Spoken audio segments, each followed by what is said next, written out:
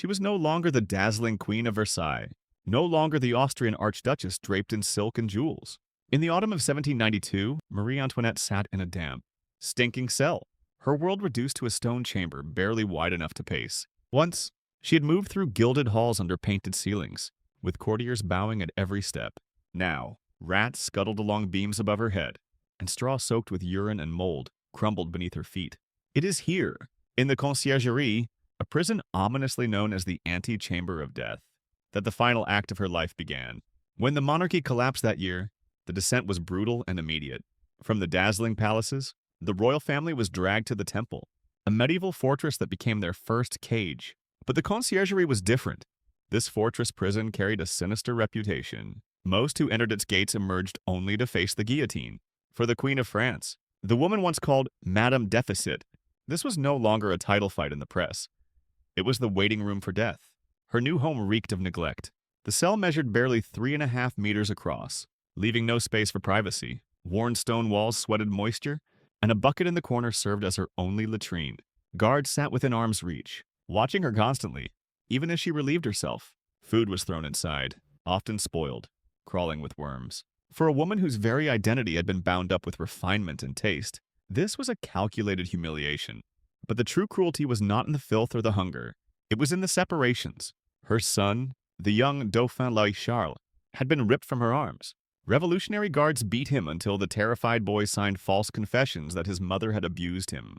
Her daughter, Marie-Thérèse, was confined elsewhere in isolation, forbidden contact. These were not only punishments for the queen, they were instruments of psychological torture, designed to strip her not only of her dignity as monarch, but also of her humanity as a mother. Think of the contrast. A decade earlier, the same woman had danced at masquerade balls in the Petit Trianon, hosting elaborate soirees with musicians, philosophers, and poets. Now, she wept quietly in the dark, forbidden even the comfort of speaking to her child. Her decline was so stark that even her enemies whispered with uneasy fascination. Paris could not look away. The fall of a monarchy that had ruled for nearly 1,000 years was embodied in the sight of a woman once adored as a fashion icon.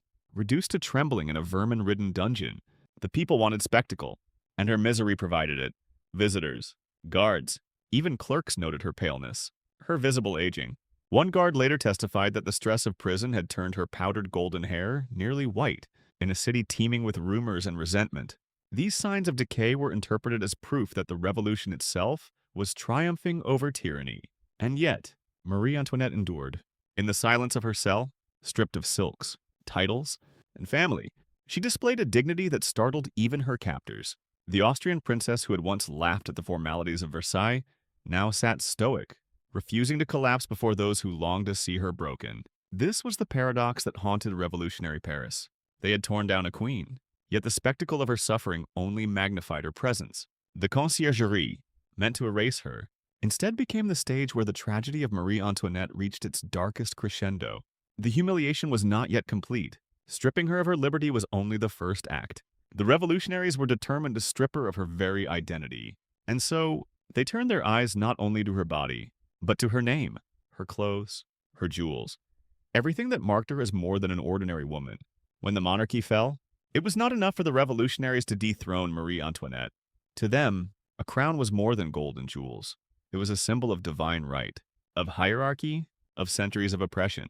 To destroy the queen, they had to dismantle her identity piece by piece, until nothing remained but a woman stripped bare before the people. First, they seized her treasures. The diamonds that had once glittered in Versailles, designed to dazzle foreign ambassadors and remind them of France's wealth, were now paraded as trophies of the Republic. Many of these stones had traveled vast distances. Pearls from the Persian Gulf, emeralds from Colombia, diamonds from India. They had crossed oceans, adorned a queen, and now lay in revolutionary hands, locked in the treasury, catalogued like spoils of war. For the revolutionaries, it was not simply theft. It was a deliberate act of humiliation, a way to show that what had once elevated her now belonged to the people. Her gowns, too, were stripped away. No longer did she wear silks embroidered with gold thread or robes requiring hundreds of hours of needlework by France's finest seamstresses. Instead, she was forced into plain, scratchy prison clothes, garments chosen specifically to erase her glamour. Every detail was calculated. No color, No softness, nothing that might suggest majesty. The queen of fashion, who had once dictated trends across Europe, was reduced to the anonymity of coarse cloth. But the revolutionaries went further still. They took her name, not Marie Antoinette, not Archduchess of Austria, not Queen of France. She was now the Widow Capet, a name heavy with scorn, reducing her to the widow of the executed Louis XVII. By calling her Capet, they severed her from the lineage of kings, transforming her into just another citizen, stripped of sacredness, stripped of aura. In ancient Rome, there had been a practice called damnatio memoriae, the condemnation of memory, where the names of disgraced figures were erased from monuments and records. Revolutionary France revived this tradition. They believed that by renaming her, they could erase her power. For Marie Antoinette, this loss cut deeper than the jewels, deeper than the gowns. A queen's name was her last crown, and to be called Widow Capet was to be branded not as sovereign, but as criminal. It reminded her daily that her husband was dead, her throne gone, her children torn from her. It told her that she was alone. And yet, even as they stripped her of everything external, something unexpected happened. In their attempt to unmask her as ordinary, they made her suffering extraordinary. Ordinary women did not have their names taken from them, their children coerced, their dignity dismantled before a city's gaze. In tearing her down, they turned her into something else entirely, a living symbol, the embodiment of monarchy's fall and, paradoxically, of tragic endurance. The Parisian crowds hungered for this spectacle. They devoured every rumor, every pamphlet, every story of her downfall. To them, each lost jewel was not just gold. It was justice reclaimed. Each torn gown was proof that the revolution could reach into the very heart of Versailles and leave it in rags. Yet, beneath this hunger was also fear. If a queen could be reduced to nothing, then so could anyone. It was in this state, stripped, humiliated, renamed, that she awaited her trial. A trial not for truth, but for theater, where the verdict was written before the first word was spoken. What came next was not justice, it was performance. In October 1793, Paris was starving not only for bread, but for vengeance. The revolution had already devoured a king, and now it demanded the queen. On the morning of October 14th, Marie Antoinette was led from her damp cell to face the revolutionary tribunal. It was not a court in the sense of justice, it was a stage, and she was its unwilling actress. The hall where the trial was held had once been used for solemn legal proceedings, but now it was reconfigured as a theater of condemnation. The jurors were carefully chosen men loyal to the revolution, the judges stern and unyielding, the prosecutors, above all Antoine Fouquier-Tinville, spoke not as seekers of truth but as choreographers of guilt. The audience was packed with citizens eager to watch the spectacle, some cheering, some silent, all aware that the outcome was already written. The charges were numerous: treason, conspiring with foreign powers, bleeding the state coffers dry with her extravagance. Yet even these accusations were not enough to satisfy the revolutionary thirst for scandal. Then came the most shocking, the claim that Marie Antoinette had committed incest with her own son, the Dauphin. This charge stunned even some in the hostile audience. It was not only cruel, it was grotesque. For months, pamphlets had spread lurid fantasies painting her as Madame Deficit, a foreign harpy, a predator. But here, in open court, the revolution demanded that she be branded not just a failed queen, but a monster in nature itself. Marie Antoinette, pale but unbroken, lifted her head. Her reply carried the poise of a woman born to command, yet softened with the rawness of a mother. Nature itself refuses to answer such a charge made against a mother. For a moment, the room shifted. Women in the crowd murmured, some nodding in sympathy. Even in the theater of hate, her dignity cut through. But it was a fleeting reprieve. The prosecutors paraded a long line of witnesses: former servants, pamphleteers, opportunists who repeated rumors of secret orgies, hidden letters, imagined conspiracies. Not one piece of concrete evidence was offered. It did not matter. This was not a trial to weigh truth. It was a ritual sacrifice to appease the revolution. The proceedings lasted barely 2 days. 2 days to dismantle not only the reputation of a woman, but the memory of a monarchy that had ruled for nearly a millennium. On October 16th, the verdict was announced: death by guillotine. For the revolutionaries, the judgment was inevitable. They needed her blood to sanctify their cause, to prove that no one, neither king nor queen, stood above the republic. Yet, to the observers, it was more than a verdict. It was the climax of years of propaganda, whispers, and hatred. A queen who had once been untouchable now stood condemned like any thief. Her fate tied not to evidence, but to the hunger of a mob. In those 2 days, Marie Antoinette became both less and more than herself. Less, because the court reduced her to a caricature, foreign parasite, conspirator, unnatural mother. More, because in her silence, her composure, her refusal to break, she began to take on the shape of something larger than monarchy, a tragic figure whose downfall reflected the chaos of a nation tearing itself apart. Her trial ended not with justice, but with a sentence that echoed like a drum beat through Paris. The queen would die, and as she was led back to the conciergerie, the preparations for her execution had already begun. The night of October 15th, 1793, was Marie Antoinette's last. She had been condemned that afternoon, her fate sealed with the sound of the gavel and the roar of the crowd outside. Now, alone in her cold, narrow cell, she prepared herself for death. She was 37 years old, but prison had aged her beyond recognition. The powdered blonde hair that once gleamed beneath chandeliers had turned almost completely white. Her cheeks, once the model for portraits, were hollowed by grief and malnutrition. The conciergerie was silent except for the dripping of water through the stone ceiling. In this silence, she prayed. She wrote a final letter to her sister-in-law, Madame Elisabeth, speaking of her children, her faith, and her wish that her death might bring peace to France. That letter, however, never reached its destination. It was intercepted and hidden away. Another cruelty that denied her even the comfort of a farewell. At dawn, the guards came, her executioners, led by Charles-Henri Sanson, entered with the tools of ritual, rope to bind her hands, and shears to cut her hair. This was no simple preparation, it was a symbolic stripping, a calculated act to humiliate her one last time. Every prisoner condemned to the guillotine had their hair shorn so it would not dull the blade. But when the shears reached Marie Antoinette, the act became something more. Eyewitnesses recalled how the assistants hacked roughly at her hair, laughing as white strands fell to the filthy ground. Gone were the elaborate coiffures of Versailles, towering constructions of curls and jewels that had once defined the fashions of Europe. Her hair, her last crown, was reduced to ragged tufts. One chronicler compared it to the shearing of a lioness, a stripping of her power and majesty. For the revolutionaries, this was the visible end of monarchy, severed lock by lock. Her hands were tied behind her back with coarse rope, forcing her to stoop awkwardly. These were the same hands that had once worn diamonds worth tens of thousands of livres, hands that had signed royal decrees, touched silks, held her children close. Now they were bound like those of a common criminal. And yet, throughout it all, she maintained her composure. Witnesses noted her pale face, but also her poise. She did not beg. She did not protest. The humiliation was designed to break her, but instead it gave her a strange, austere dignity. This ritual of degradation, the cutting of the hair, the binding of the hands, had deep cultural resonance. In many traditions, to cut a woman's hair was to strip away her honor, her identity.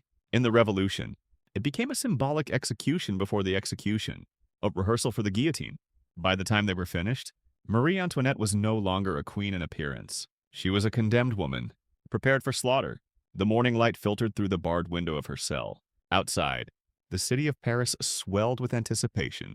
Drums were already beating in the streets. The crowd, tens of thousands strong, had gathered for the spectacle. In that moment, the final act was set. The queen had been shorn, bound, and stripped of everything but her silence. All that remained was the cart, the journey, and the blade. On the late morning of October 16th, 1793, the doors of the conciergerie creaked open. Guards stepped forward. Drums thundered in unison, and the condemned queen was led out into the gray light of Paris, not to a carriage befitting her rank, not even to the covered wagons sometimes granted to aristocratic prisoners, but to a bare wooden cart, the same open wagon used to carry thieves, murderers, and prostitutes to their end. She was placed on a rough plank, her hands still bound tightly behind her back. Her white hair, hacked short, stood in harsh contrast to her plain white shift, the coarse prison cloth deliberately chosen to erase every trace of her royal past. The queen who had once ridden through Paris in gilded carriages with velvet curtains now sat exposed to the gaze of tens of thousands. The symbolism was undeniable. The monarchy was not merely dead, it was disgraced. The route from the conciergerie to the guillotine at the Place de la Révolution stretched only about 2.5 kilometers. On any other day, it might have taken less than half an hour. But on this day, the streets were so crammed with bodies that the journey dragged on for nearly 90 minutes. Windows, balconies, and rooftops overflowed with spectators. Estimates placed the crowd between 20 and 30,000, a living wall of flesh and noise. The air trembled with shouts. Autrichienne, they cried, a cutting pun that meant both Austrian woman and more venomously, "Bitch!" Others screamed "Widow Capet," reminding her that her husband's head had already rolled 9 months earlier. Pamphlets circulated comparing her to a she-wolf who had feasted on the lifeblood of France. And yet, no stones were thrown, no blows struck. Words were their chosen weapons, sharp as knives. What startled some observers was her composure. Despite the insults that rained down, Marie Antoinette sat upright, her gaze fixed forward. She did not weep, did not plead, did not flinch. One eyewitness remarked that she appeared calmer and more dignified than any of us. Her silence unsettled the mob, as if their cruelty rebounded against them, leaving her untouchable in her stillness. The drums never stopped. Their relentless pounding was intentional, a tactic to drown out any murmurs of sympathy that might rise from the crowd. The revolution could not risk its theater turning to pity. The execution was meant to be a lesson that no throne, no crown, no bloodline was beyond the reach of the people's justice. And yet, for many, the spectacle also carried a chilling undertone. Only 3 years earlier, Marie Antoinette had ridden through Paris in a golden coach when the royal family was escorted from Versailles to the Tuileries. Then, the crowds had jeered as well, but the queen remained a queen. Now, the transformation was complete. She traveled not as a monarch, but as a condemned woman, jostled in a rattling cart that stank of manure, her dignity clinging only to her silence. The streets themselves seemed to embody the revolution's paradox. Half carnival, half funeral. Children were lifted onto shoulders to see better. Women waved kerchiefs like flags. Men shouted to outdo one another. Yet beneath the frenzy lay an unspoken fear. If the Queen of France could be reduced to this, then who was safe? As the cart turned onto the Rue Saint-Honoré, the guillotine came into view, tall, red-stained, looming against the sky in the Place de la Révolution. The end of her journey, and of her life, was now only minutes away.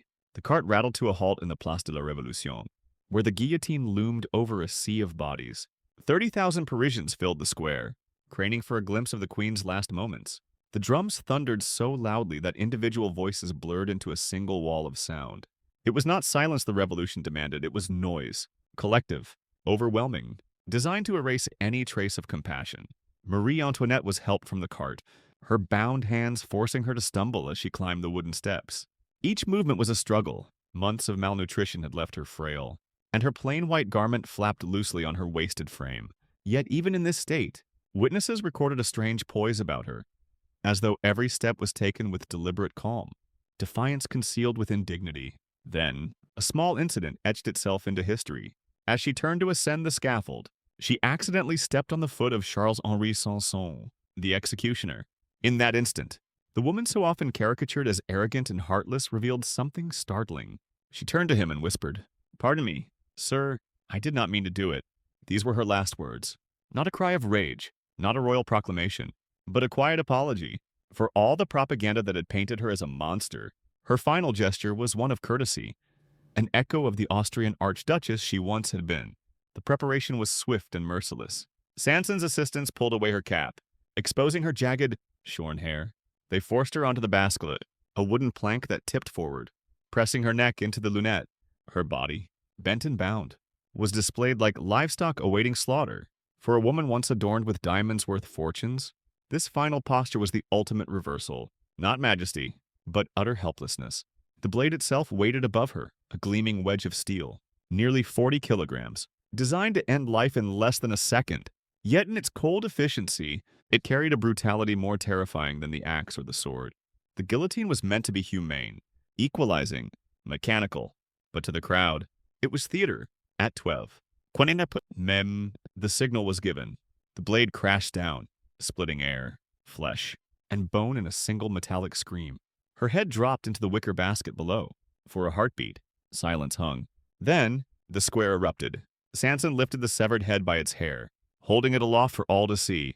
The mob roared, "Vive la République!" Women dipped their handkerchiefs in her blood, waving them like relics of a new faith. Some claimed locks of her hair were snatched as souvenirs. Others swore that pamphleteers sold sketches of her decapitated body within hours. To many, this was justice. To others, it was sacrilege disguised as triumph. Foreign envoys recorded the scene with horror, sending dispatches across Europe. Monarchs read the reports as though gazing into their own possible futures. If the Queen of France could be executed like a criminal, what hope did crowns hold anywhere? The execution was not only an event, but a performance designed to send a message. The revolution was absolute. It had severed not just a head, but the very idea of monarchy. Yet as the crowd roared, as the drums pounded and blood soaked the scaffold, a quiet irony lingered. For all their efforts to strip her of dignity, Marie Antoinette's last words, her composure, her silence, gave her something the revolution could not steal, the tragic aura of a fallen queen. The spectacle ended quickly. Once the crowd's roar subsided and the blood on the scaffold began to dry, Marie Antoinette's body was treated not as that of a queen, not even as that of a woman, but as refuse. Her headless corpse was shoved into a rough pine coffin, carried through back streets to the nearby Madeleine Cemetery. No flowers, no prayers, no procession accompanied her. Instead of marble and gold, she was cast into a pit of lime and dirt, mingling with the bodies of thieves and rebels, buried beside her husband Louis XVI, who had met the blade 9 months earlier. There was no marker, no inscription, only the deliberate anonymity of revolutionary justice. The intent was clear: to erase her memory, to deny her the sacred burial that for centuries had enshrined French monarchs in the Basilica of Saint-Denis. For the new republic, she was not a queen but a warning, a symbol of what happened to those who defied the will of the people. And yet, memory has a way of defying erasure. For 22 years, her remains lay in silence while France convulsed through wars. Coup on the rise of Napoleon. Then, in 1815, after the emperor's fall and the restoration of the Bourbon monarchy, her brother-in-law Louis XVI ordered the remains of Louis XVI and Marie Antoinette to be exhumed. Workers dug through the Madeleine Cemetery, sifting through layers of earth, lime, and decay until they found 2 skeletons believed to be the king and queen. Marie's was identified by her slight frame and remnants of her once famous hair. In 1816, with solemn ceremony, their bones were carried to the Basilica of Saint-Denis, the traditional resting place of French royalty. There, at last, Marie Antoinette was laid to rest beneath marble arches among kings and queens, stretching back 1,000 years. What had been an unmarked pit became a shrine of reconciliation, her memory reabsorbed into the grandeur of monarchy. But even this royal burial could not silence the ambivalence of history. To some, she remained the foreign woman who had bled France dry, the Austrian who embodied extravagance and indifference. To others, she became a tragic figure, a mother torn from her children, a queen reduced to rags, whose last words were a quiet apology rather than a curse. Across Europe, her story took on a life of its own. In revolutionary pamphlets, she had been a monster. In royalist memoirs, a martyr. Later generations recast her as a victim of circumstance, caught between her own follies and the tidal wave of revolution. Even today, visitors to Saint-Denis pause before her tomb, not only to see a queen, but to witness a paradox, a woman who was at once despised and mourned, scorned and sanctified. Fragments of her still survive outside that tomb. Strands of hair, pieces of bone, relics preserved in archives and private collections, each a reminder of the violent fragility of power. They whisper the same lesson: crowns are not eternal, and glory can dissolve into dust in the span of a single lifetime. The revolution had meant to erase Marie Antoinette. Instead, it immortalized her, the woman who entered Paris in 1770 as a radiant young bride, showered with diamonds and hope, left it in 1793 as a severed head raised to the sky. Yet in death, her image only grew stronger, not as the frivolous Madame Deficit of her enemies, nor the flawless saint of her sympathizers, but as something deeper, a tragic reminder of how swiftly fortune turns, and how even queens may be reduced to silence and shadows.